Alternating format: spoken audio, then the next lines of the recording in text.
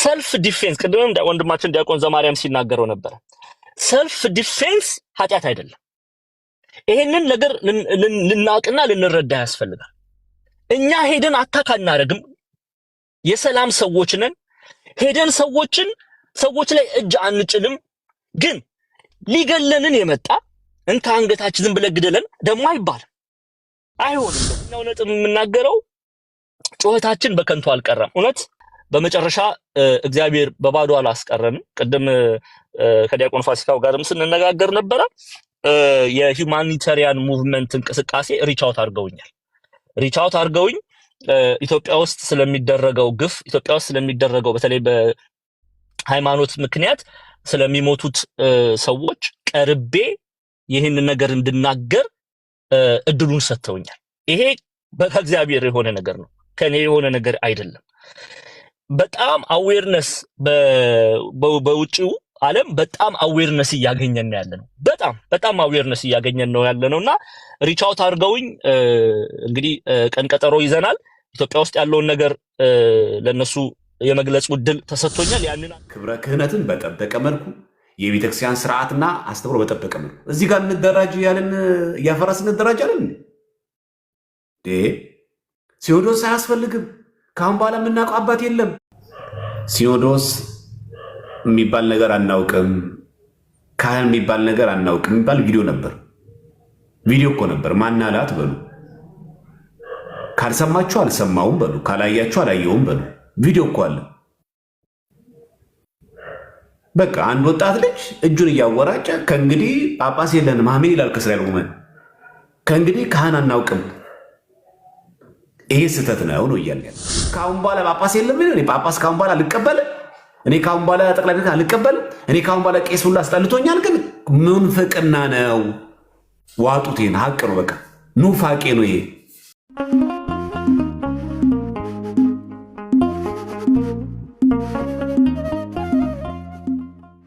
ታሪክ ጸሐፊ ነው፣ የሮም ታሪክ ጸሐፊ ነውና በኔሮን ጊዜ ክርስቲያኖች ላይ ይደርስ የነበረውን ግፍ ሲገልጽ በጣም ክርስቲያኖች ላይ እጅ መጫን ከመብዛቱ ፀሐይ ስትጠልቅ፣ የሚገርማችሁ ነገር ክርስቲያኖች ፀሐይ ስትጠልቅ ክርስቲያኖችን እያቃጠሉ ስጋቸውን እያቃጠሉ እንደ ብርሃን ይጠቀሙ ነበር። ብዙዎች ይታረዱ ነበር። አንዳንድ ጊዜ ለምን ኦፍ ኮርስ የቤተክርስቲያናችን ቅዱሳን መጻሕፍት ይገልጻሉ ይሄንን ሐሳብም። ግን ማወቅ ያለባችሁ ታሲተስ ክርስቲያን አይደለም። ኦኬ ሂ ኢዝ ጀስት አ ሂስቶሪያን ነው።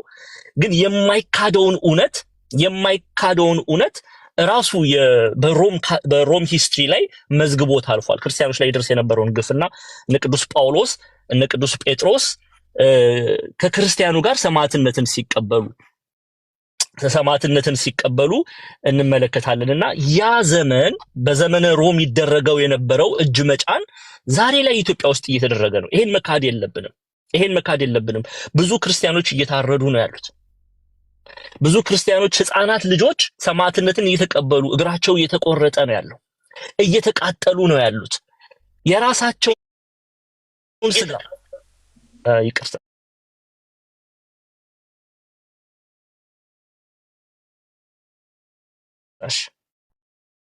እሺ እየተደረገ ነው ያለው። to this point extremely ጽንፍ በጣም እንዲያው ከህሊና በላይ የሆነ ግፍ ቤተክርስቲያን ላይ እየተደረገ ነው ያለው። ለዚህ ደግሞ አንድ አይደለም ሁለት አይደለም ብዙ አስረጅ ማቅረብ እንችላለን።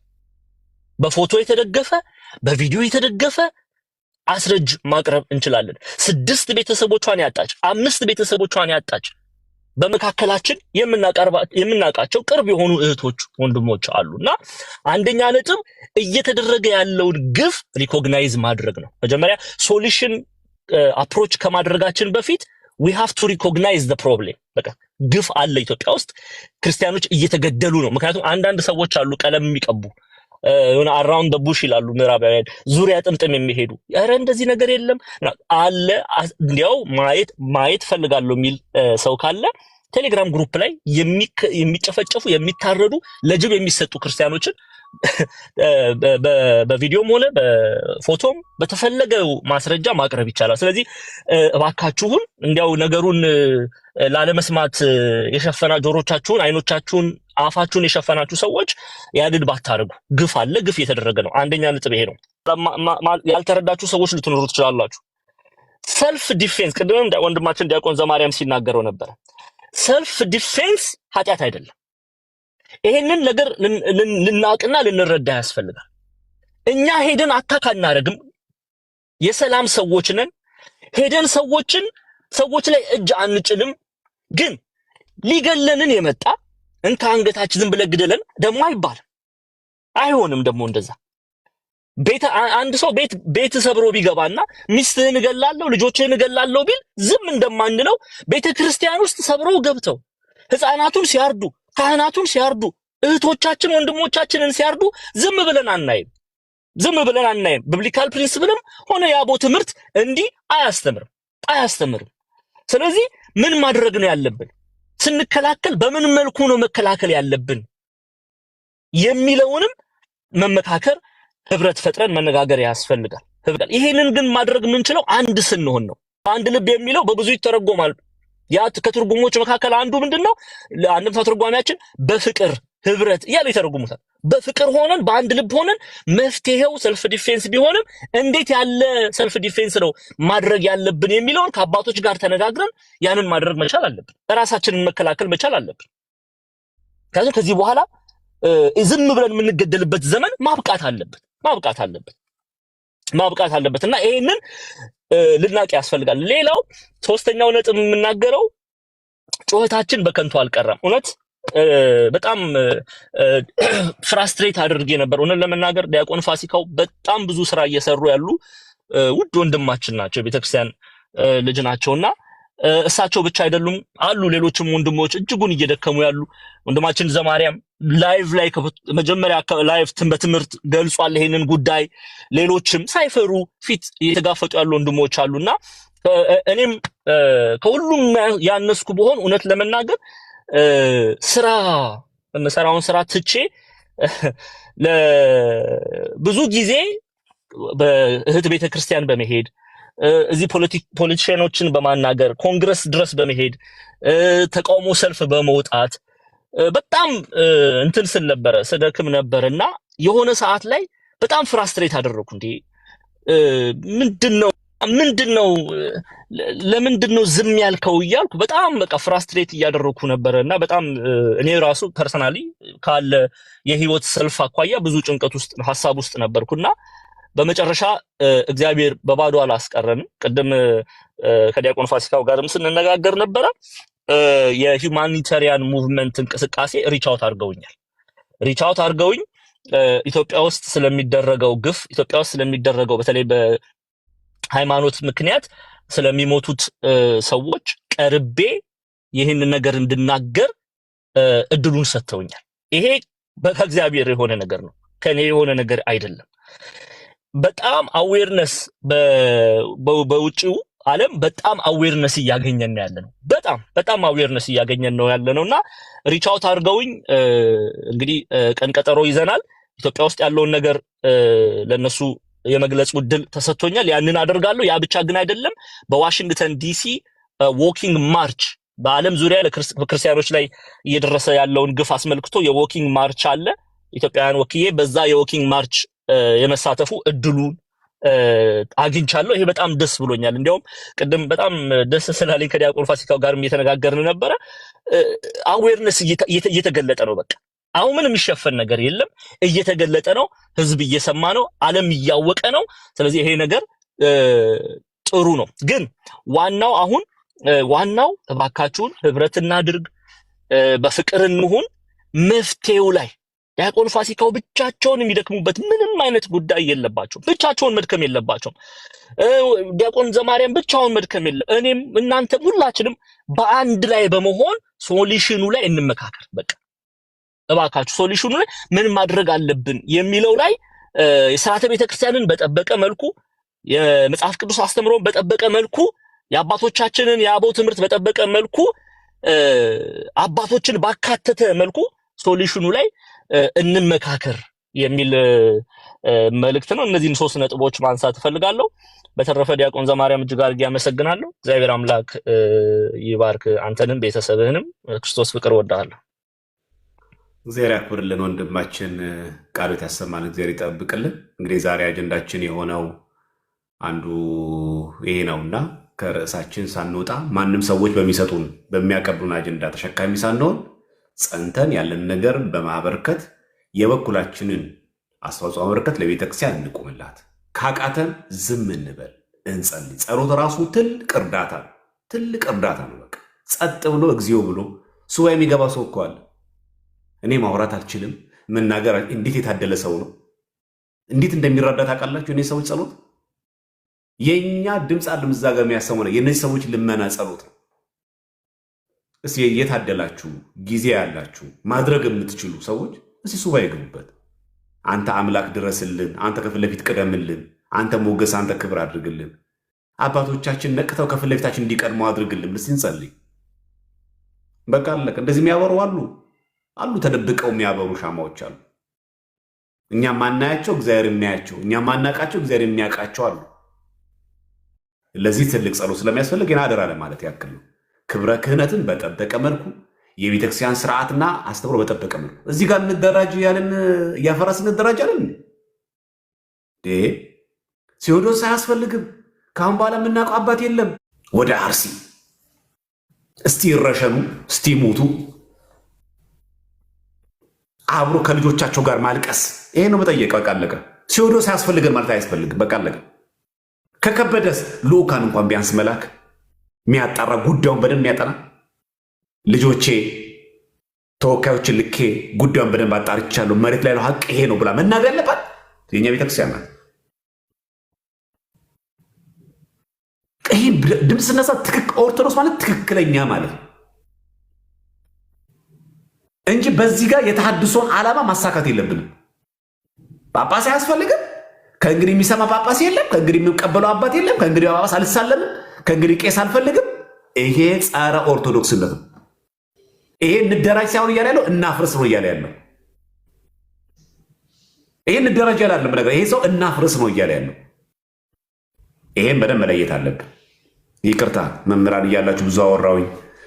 ሊቀ ሊቃውንት እንኳን ደህና መጡልን። ይፍቱን ይባርኩን። እንኳን ደህና ቆያችሁን። እግዚአብሔር ይፍታ፣ እግዚአብሔር ይባርክ። እንዴት አላችሁ ወንድሞች? መንገድ ላይ ነው መሰለኝ ዘማርያም። አዎ አሁን እሺ፣ ሌላ ሰው ሰፈር እየሄድኩ እሺ፣ እሺ፣ እሺ፣ እሺ። ቴዎሲስ ይቀጥል። ዲያቆን ቴዎሲስ አለ? ቴዎሲስ የለም? እሺ ወይ ቴዲ። እሺ፣ እሺ፣ ቀጥልሽ። እሺ፣ እንዴት ይሰማል ይመስለኛል በደንብ። መጀመሪያ እንግዲህ አስቀድሜ ዲያቆን ዛማኑኤል ወርዷል ይመስለኛል። ዲያቆን ፋሲካውም ሌሎቻችሁም ኦርቶዶክሳውያን በሰፊው እነ ቴዶም ጉዳያቸው አለው። እሺ፣ እሺ፣ ሰላም ዛማኑኤል እና ሁላችሁም እግዚአብሔር ይስጥልን። እግዚአብሔር አሁን የሚያበርታችሁ ሰፊ የሆነ መነቃቃት እንዲፈጠር ሁሉም ደግሞ ጉዳዩን እንዲረዳው በሌላ አጀንዳም እንዳይወሰድ አድርጋችኋል። እግዚአብሔር ይስጥልን። አሁን ሰፊ የሚዲያም ድጋፍ ማግኘት ተችሏል።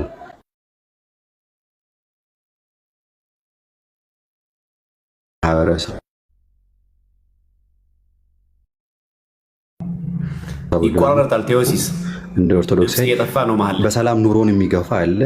ላይ ኦርቶዶክስ ድምፅ መሀል ላይ እየጠፋ ነው ያለው ቴዎሲስ። እሺ፣ አይ ቲንክ አሁን ይስተካከላል ይመስለኛል ቴዲ። እሺ፣ እሺ፣ ቀጥል።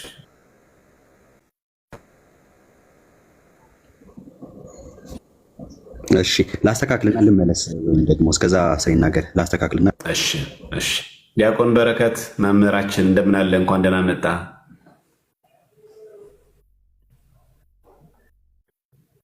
መምህር በረከተ ሰላም ዘማርያም እግዚአብሔር ይመስገን።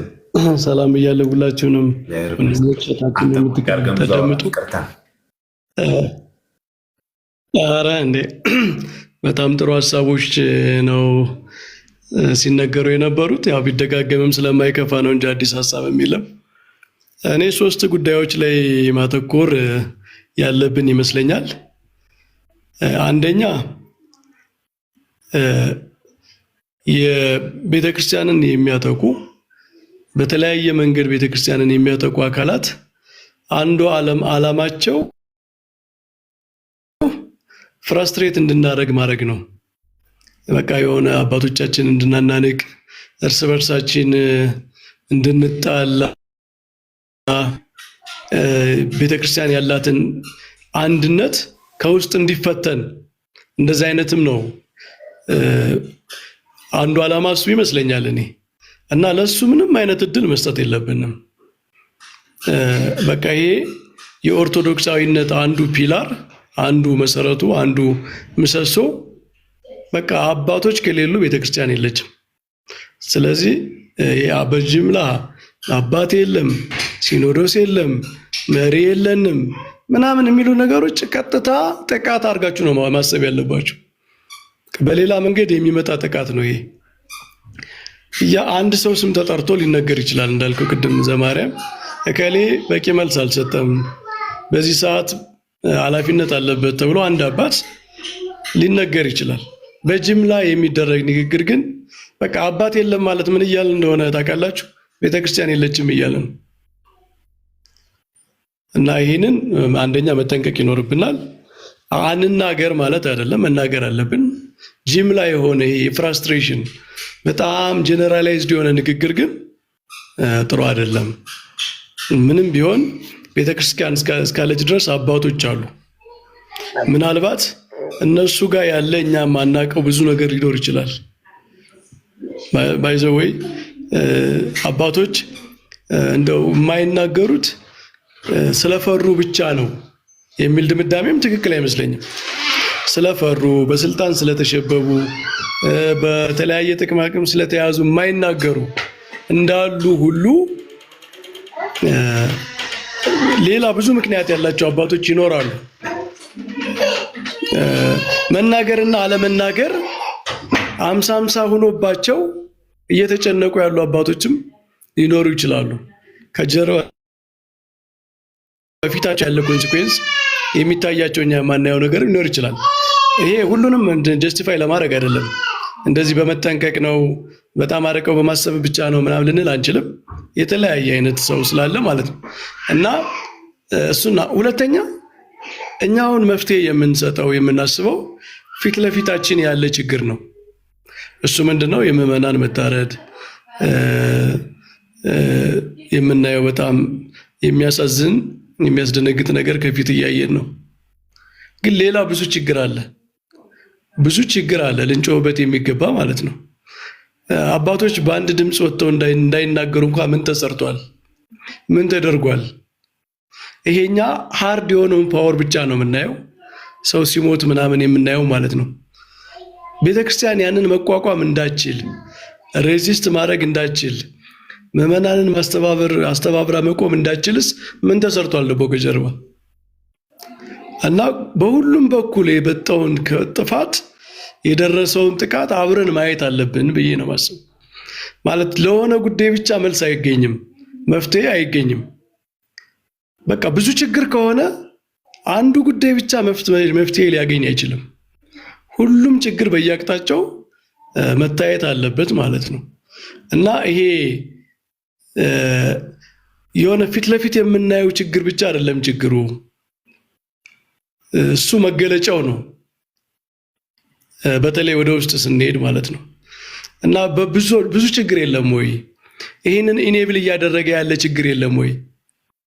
ይሄ እንዲሆን እንደው ችግር ከመጣ በኋላ እንኳን ይሄ ከተከሰተ በኋላ እንኳን ቤተክርስቲያን በቂ የሆነ አግባብነት ያለው መልስ እንዳሰጥ ከጀርባ ደግሞ የተያዘ ነገር የለም ወይ? እና ያንን ዝም ብለን ለዚህኛው ብቻ መፍትሄ ማምጣት እንችላለን ወይ? ስለዚህ ምንድነው በብዙ አቅጣጫ የተከፈተ ጥቃት ከሆነ በብዙ አቅጣጫ ነው መመከት ያለበት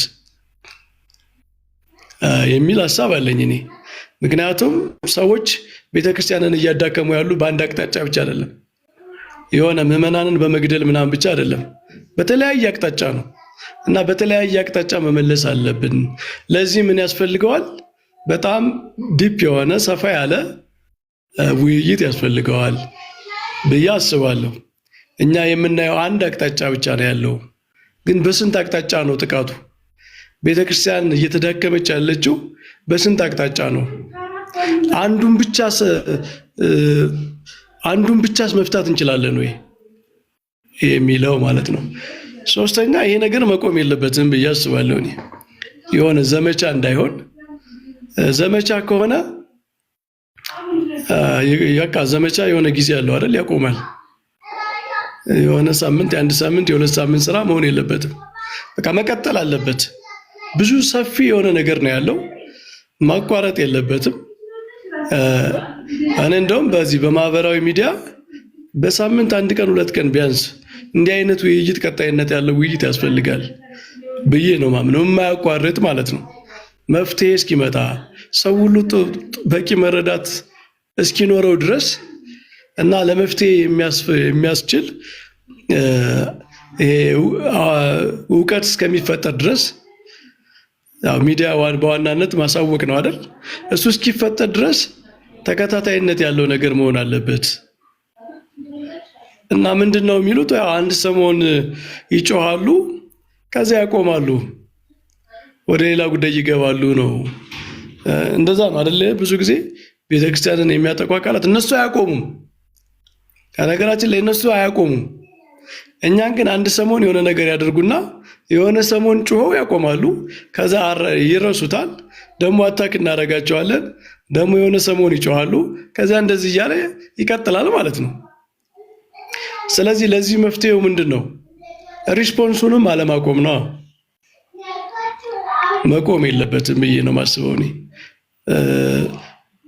እና የሆነ ኔትወርክ ፈጥሮ ንግግር አድርጎ ይሄ ጉዳይ እስከ መጨረሻ ድረስ መቀጠል አለበት።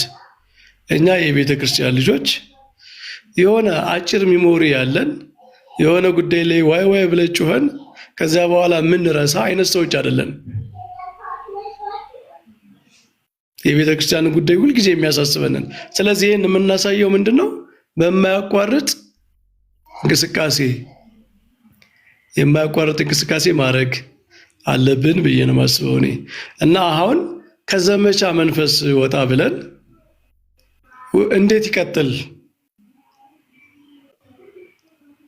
እንዴት ይቀጥል ወደሚለው መሄድ ያለብን። አንዳንድ ሰዎች ጋር ደግሞ እኔ የማየው ነገር የሆነ መፍትሄውን ያለመረዳት። ብዙ ጊዜ ችግሩ በጣም ሲነገር መፍትሄው ግን ሲጠፋ ምንድነው የሚፈጠረው? ይሄንን ታውቃላችሁ? አንድ ነገር በጣም ችግሩ ከተነገረ መፍትሄ ግን ከጠፋ እርስ በርስ ነው የሚሆነው።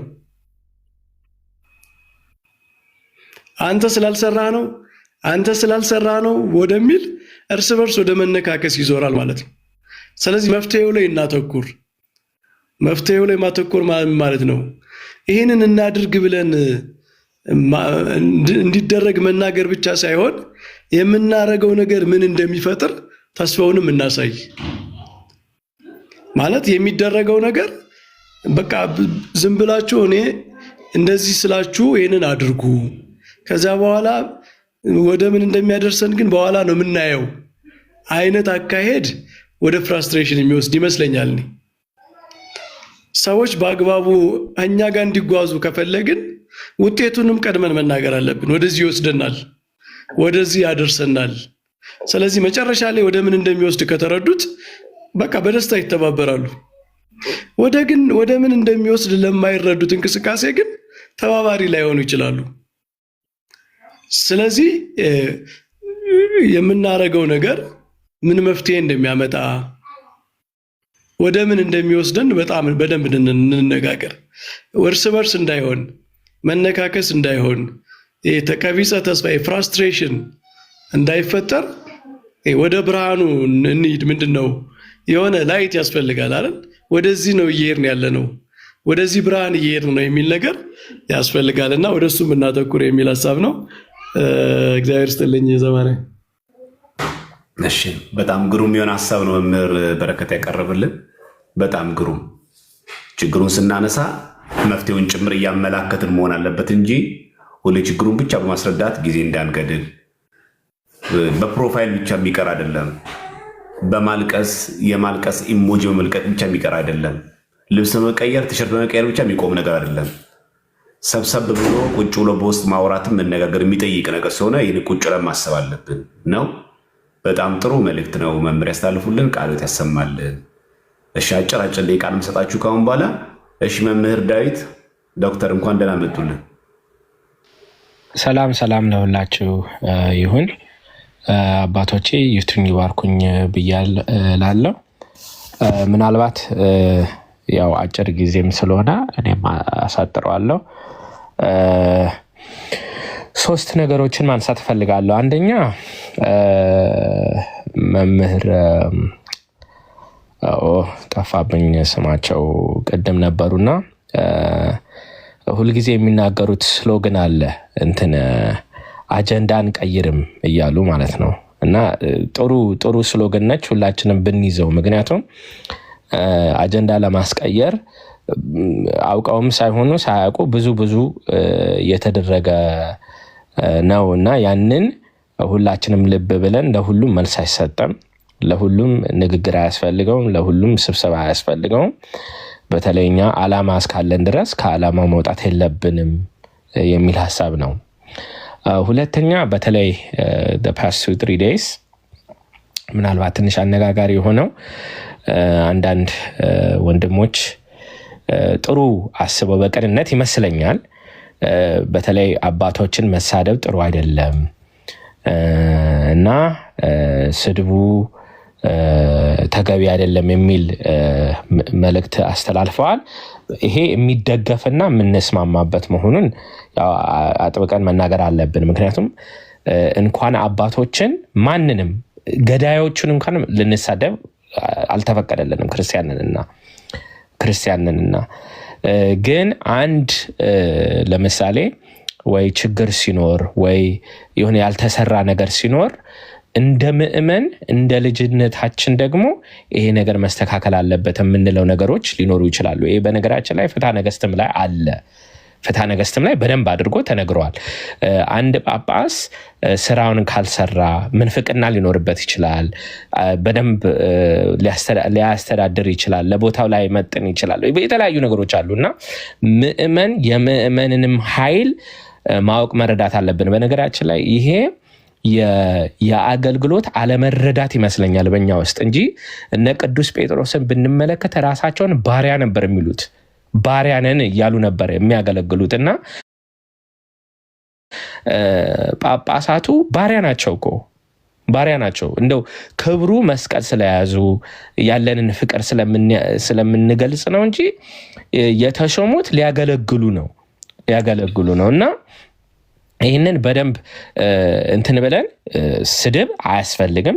ስለ ስድብ እያወራው አይደለም፣ ግን አንዳንድ ነገር ደግሞ ሲኖሩ ይሄ ነገር እንደው ቢናገሩ ሰው እየሞተ ነውና ዝም ባይሉ የሚለውን ቃል ስድብ ብሎ መተርጎሙ ያለመረዳት ያለመገንዘብ አካል ይመስለኛል። ግን አሁንም ደግሜ 3ኛው ነጥቤ ጋር ስመጣ አሁንም የተነሳውን ነገር ኤኮ ማድረግ እፈልጋለሁ። ቅድም ተነስቷል መሰለኝ። ማንንም መሳደብ የለብንም። አንዳንድ ጊዜ በስሜት በንዴት በተለይ ሰዎች ሲሞቱ ደጋግሞ መስማት ማየት የሆነ ሜንታሊም ራሱ እኮ ኮንፊውዝ ያደርጋል እና ሳናስበው ከመናገር ቅድም ዲያቆን ዘማርያም እየሰማሁ ነበርኩና ይሄ በጣም ብልህነት ነው። ገብቼ ያልሆነ ነገር ከመናገር እስቲ ዝም ልበል ማለት ትልቅነት ነው ማምላክን እና አንዳንድ ጊዜ በቃ በጣም ከረበሸን እንደው አቡነ ዘበሰማያት ጸልየን ቀኑን ማሳለፍ ያልሆነ ነገር ከመናገር ያለነው ሚዲያ ውስጥ ነን፣ ሪኮርድድ ነው። በዚህ አካል ደግሞ ያው እንግዲህ ጠላቶችም ይዘው ያችን ቃል አውጥተው ለነገ ደግሞ ሌላም ነገር ስለሚሰሩ ከአፋችን የሚወጣውን ነገር እየመጠንን እየለካን እንናገር ለማለት ነው። እግዚአብሔር ያክብርልን። ምናልባት አንዳንዶቻችሁ ግልጽ ከሆነላችሁ የጥሩ ማብራሪያ ይመስለኛል። እንግዲህ ከዚህ የበለጠ ሌላ የተሻለ ገለጻ ካለ መግለጽ ይቻላል። ግን ወጥነት ያለው ነገር ግልጽ ነገር መታወቅ አለበት። ሲኖዶስ የሚባል ነገር አናውቅም፣ ካህን የሚባል ነገር አናውቅም የሚባል ቪዲዮ ነበር። ቪዲዮ እኮ ነበር። ማናላት በሉ፣ ካልሰማችሁ አልሰማውም በሉ፣ ካላያችሁ አላየውም በሉ። ቪዲዮ እኮ አለ። በቃ አንድ ወጣት ልጅ እጁን እያወራጨ ከእንግዲህ ጳጳስ የለንም አሜን ይላል። ከእስራኤል ውመን ከእንግዲህ ካህን አናውቅም። በቃ ማለት ያለባችሁ እኔ በግሌ አልሰማው ማለት ትችላላችሁ። እኛ እኮ ስለሰማን ስላየን ነው የምንነግራችሁ። ሁለት ነገር አትቀላቅሉት። ለቤተ ክርስቲያን መቆርቆር ማለት ቅዱስ ሲኖዶስ አያስፈልግ ማለት አይደለም። ለቤተ ክርስቲያን መቆርቆር ማለት ካህን አያስፈልገን ማለት አይደለም። ይለያያል። የት ናችሁ ጠቅላይ ቤተ ክህነቶች? የት አላችሁ አባቶቻችን? ለምን ድምፃችን አታሰሙት? ቋሚ ሲኖዶስ በየሳምንቱ ይሰበሰባል። ከዚህ የበለጠ አጀንዳ አለ ወይ? ወይ ከውስጥ እየሰራችሁ ያሉት ስራ ካለ ወታችሁ ንገሩ። ቤተክርስቲያን የምትሄድበት አለ። አስፈላጊ ከሆኑ ከመንግስት አካላት ጋር የተነጋገረች ነው፣ ከባለ ድርሻ አካላት ጋር አንድ ነገር ነው። በቃ ስትጠይቁ ትክክል ነው መጠየቅ ያለባችሁን።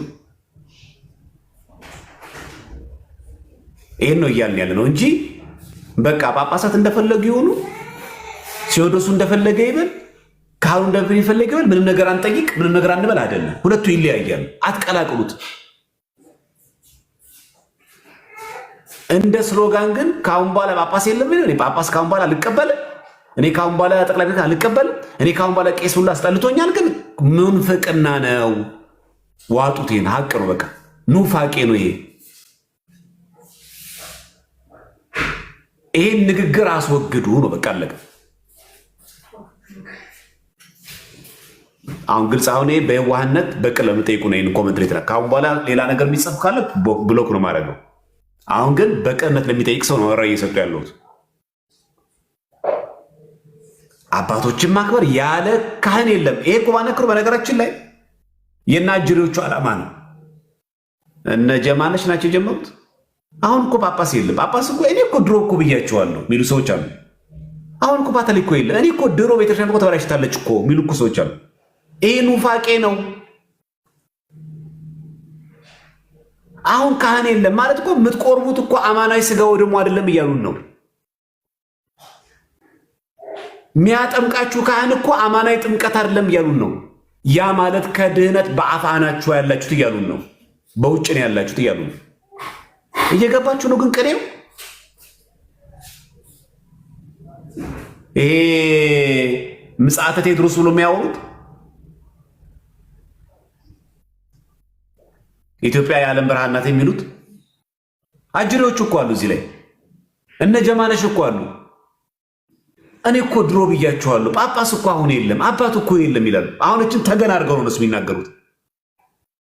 እነሱ የፈለጉት በቃ ጳጳስ የሚባል ከአንድ በለገ ጠፍቶላቸው እነሱ የሚቀመጡበት የፈለጉት። ይሄ ኑፋቄ ነው፣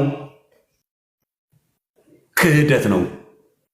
ወደድንም ጠላንም ሐዋርያዊ ትስስሩን ጠብቀው የተሾሙ አባቶች ነው ያልቸው ያሉን። አሁን በቃ አለቀ። አንድ ቅዱስ ሲኖዶስ ነው ያለን፣ አንድ ቤተክርስቲያን ያለች። ከዚህ ውጭ አንሰማም። ስንናገር ቤተክርስቲያን ያለች።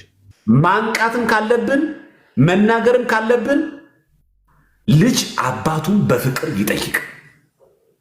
እኛ ልጆች ነን፣ እነሱ አባቶቻችን ናቸው።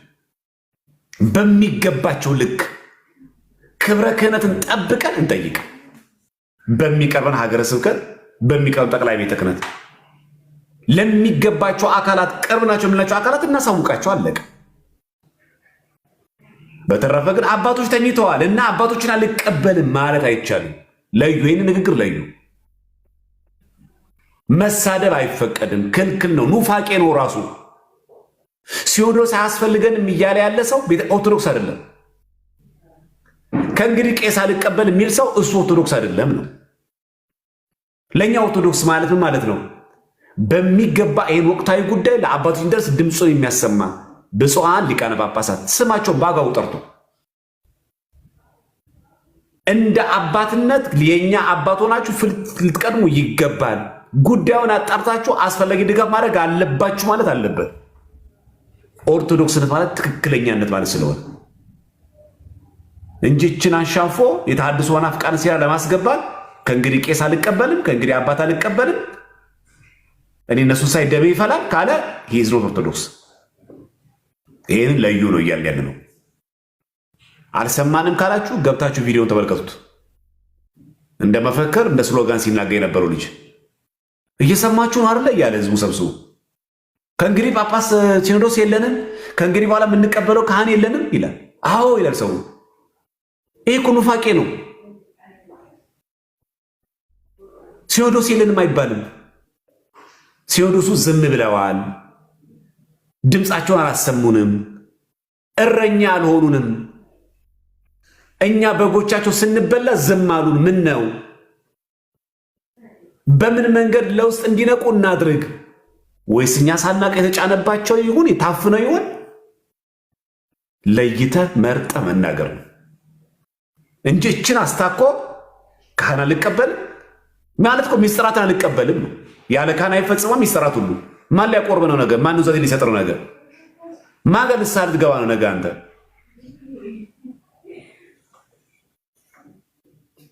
አንቀላቅለው በቃ ጠቅላይ ቤተ ክህነት ምን ሆናችሁን ዝም ያላችሁ ብለን ስንናገር ደግሞ አንዳንዶቹ ስድብ የሚመስላችሁ ሰዎች ደግሞ አሉ። ይሄም ስድብ አይደለም። የተቀላቀለ ነገር እንዳይሆን እንለይላል። ቅዳሴ ማርያም ላይ እንደዛ የሚለው የተቀላቀለ ነገር እንዳይሆን እንለይላል። መለየት ያስፈልጋል። እውነት ጉዳዩ ላይ ሄዶ አጣርቶ ትክክለኛ ምን ነገር መረጃ መቅረብ የነበረበት የኢትዮጵያ ሃይማኖት ተቋም ነው። ማን ነበረ በጣም ቅርብ ለጉዳዩ? እንዴት ነበረ ግን እነዚህ ጉዳዮች እነዚህ ተገደሉት ሙሉ እስላሞች ቢሆኑ ኖሮ ሙስሊሞች የኦሮሚያ እስልምና ጉዳይ፣ የአዲስ አበባ እስልምና ጉዳይ፣ የጠቅላይ ሸሪያ ፍርድ ጉዳይ እስልምና ጉዳይ ተሰብስቦ ነበር የሚሄዱት። ይሄ ስድብ አይደለም። በቃ ሁለት ነገር አትቀላቅሉ። ይሄ ስድብ አይደለም። አባቶች አያስፈልጉንም ማለት ግን ስድብ ነው። ሲኖዶስ አያስፈልግም ማለት ግን ስድብ ነው። ካህን አያስፈልግም ማለት ስድብ ብቻ ነው፣ ኑፋቄም ጭምር ነው፣ ክህደት ነው። ኦርቶዶክስ አይደለም። ይዘው ስትጠይቁ ለጥላችሁ በትክክል መንገድ መጠየቅ ነው። እኔ ሌላ ቤተ እምነት ጉዳይ የሚያጣራልኝ የኔ አባቶች የት ሄደው ነው የሚያጣሩልኝ? አንድ ሰው እኮ አደጋ ደረሰበት ሲባል ቀድሞ እኮ ለዘማሪ የሚደርሰው እኮ ቤተሰቡ ነው። ያውም እየተነገረው አደጋ ደርሶበታል ይባል። አይ እኔ አልመጣልህም ዘመድ ግን ጓደኛዬን ጎረቤት ልክ ያለ ይላል። ስትናገሩ መርጣ። ይሄ ስድብ አይደለም። ግን እንደ መፈክር አውጥቶ ከእንግዲህ እኔ ጳጳስ አልቀበልም፣ ከእንግዲህ ሲኖዶስ አልቀበልም፣ ከእንግዲህ እንደዚህ እኔ ካህናት ካሁን በኋላ አላመናቸውም። ይሄ ኑፋቄ ነው፣ ክህደት ነው። ይሄ ማለት ቤተክርስቲያን የለችም ማለት ነው። ቅድም ዲያቆን መምህር በረከት እንደነገሩ ቤተክርስቲያን የለችም ያልን እኮ ነው። አሁን እየተሰጠን ያሉ ሚስጥራት ሁሉ ውሸት ናቸው እያልን ነው። በየጊዜው የቆረን ስጋው ደግሞ ውሸት ነው፣ በአቶ ነው እየተቀደሰ ያለው እያልን ነው። ይሄ እኮ ትልቅ ኑፋቄ ነው። ለቤተክርስቲያን የተቆረቆረ የሚመስል ግን ክህደት የሆነ ነው። የስድብ አባዜ ካለብህ ከቤተክርስቲያኑ ገለል በልና እዛ ጋር ተሳደብ። ይሄ አጉል ለቤተክርስቲያን ተቆረቆረ ይባላል። በዚያ ለምንቆረቆርላት እንደራጅ እያልን ጠቅላይ ቤተ ክህነቱን እያፈረስ ነው። ሲኖዶስን ማን ነው የሚገነባልን? አባቶቻችን እናከብራቸዋለን። ጳጳስ ያስፈልገናል፣ ሲኖዶስ ያስፈልገናል፣ ጠቅላይ መዋቅር ያስፈልገናል። መዋቅር ተጣሰላለን ጥቁር የለበስ ነው። ህገ ወጥ ሲኖዶስ እኮ ነው ያልነው አይደል? ባለፈው ዕለት መዋቅር ሲጣስ ማለት የተከለከለ የተወገዘው ለምንድን ነው? ከሲኖዶስ እውቅና ውጭ የተሰጠ ጵጵስና ነው፣ ውጉዝ ነው ያልነው አይደል? መዋቅር ታዲያ እያፈረስን ነው? ስለ መዋቅር የምናወራው እኛ ወይስ እኛስ መዋቅር ስናፈርስ ቅዱስ ነን? ሌሎቹ ሲያፈርሱ ነው የሚሆነው? እኔ የቤተክርስቲያን ስርዓት እያፈረስኩ ሌላ ሰው ሲያፈርሱ ነው ኃጢአት የሚሆነው እንዴ? ማክበር አለብኝ። እኔ አንደበቴን ማልገታና ራሴን ማልገዛ ከሆነ ላይ ባልገባም በቃ አለቀ። ለቤተክርስቲያን መፍትሄ መሆን ማልችል ከሆነ ችግሯ መሆን የለብኝም። እና ርዕስ አትስጡን አደራችሁ። ስትናገሩ መርጣችሁ ተናገሩ። ይሄ ሪከርድ ነው፣ ላይቭ ነው። ሰው ነገ ይሰማዋል፣ ትውልድ ነገ ይሰማዋል። እዚህ ለአባቶች አስፈላጊ የሆነ ክብረ ክህነት ሰጥተን ክብረ ቤተክርስቲያንም ጠብቀን የሚገባውን ነገር መናገር።